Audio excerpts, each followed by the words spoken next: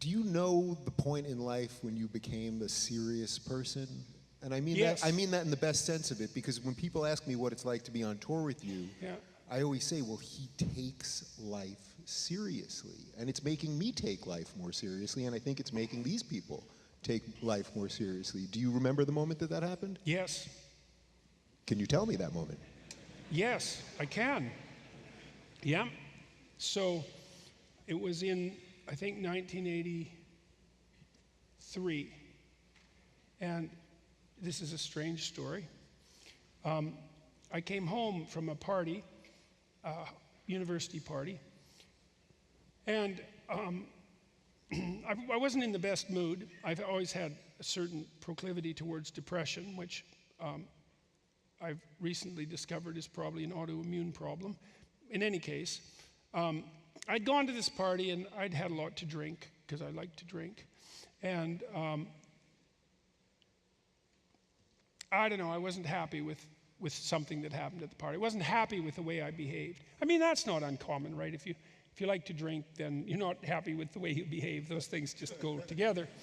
And so, but it was deeper than that. It wasn't just that I was unhappy with the way the party had gone, but I was deeply dissatisfied with how I was oriented in life. Like I felt that there was it was a nihilism, I suppose, that was gnawing at me.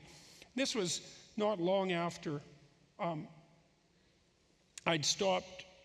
worked for a socialist party in Canada for a while when I was a kid. And this wasn't long after I stopped doing that. And so I kind of lost my moorings, and the Christianity that my mother practiced in particular, I'd abandoned that when I was like 13. And so I didn't have any structure to orient me at all. And so I was experimenting a little bit with artistic production at this point, not a lot, but a bit. And so I took out this canvas from my closet, and I sat down and I sketched out this picture. And I just let my imagination roam.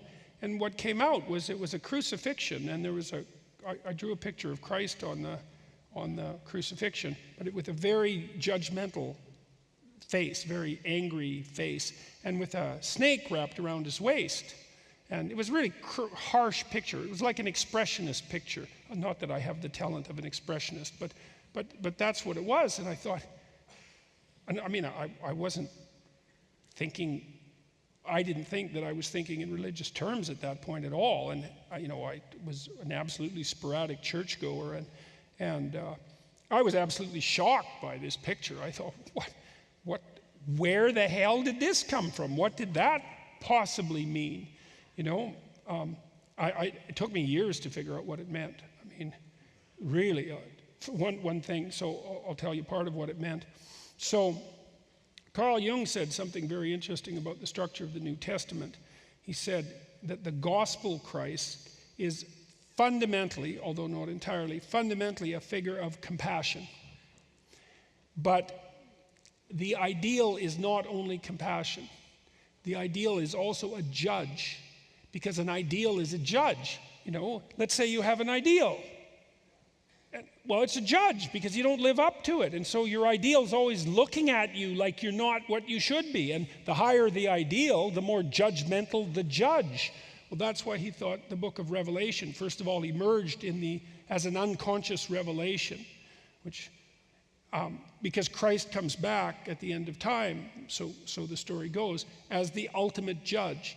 And virtually no one is judged acceptable. Well, why? Well, because by the highest possible, speaking psychologically, even biologically for that matter, the idea of Christ is the instantiation of the ideal as such. That's what it is. Now, it might be more than that, but that's what it is. It's whatever a human being would be if a human being was perfect. And it's an effort of our collective imagination to represent that symbolically, which we do with cathedrals, for example, when we paint the image of Christ against the dome that represents eternity itself. That's the ideal. Now, you might say, well, I don't believe in the ideal. It's like, you're missing the point. You're missing the point. And so so that ideal is a judge, and the farther you are away from that ideal, the harsher the judge. And so the snake was part of that, because the thing is that if you're low enough and the ideal is high enough, the ideal itself is so judgmental and so detached for you that it starts to look to you like your enemy. And so that was the painting.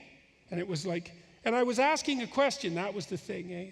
I was asking a question. I was asking, like, what would I have to do to set this, what would I have to do to set the situation that I'm in right? And so then I drew this picture, and the picture had the answer.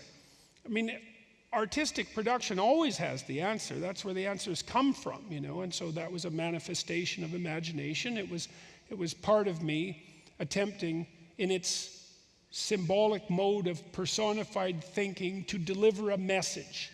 And so I swore that night that I was going to do whatever it took to set myself right, period, whatever.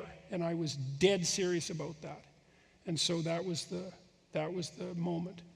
And then I don't know what I did with that picture. I hid it in my closet because I was so freaked out by it. I thought, what the hell is this? It's like some schizophrenic nightmare. It's like underneath the covers with that thing. But it wasn't long after that I wrote the first essay that eventually turned into this Maps of Meaning book. It was a poem to begin with, actually. That was how it came about first. So that's when I decided to straighten myself out, to straighten myself out. That's what I was going to do. So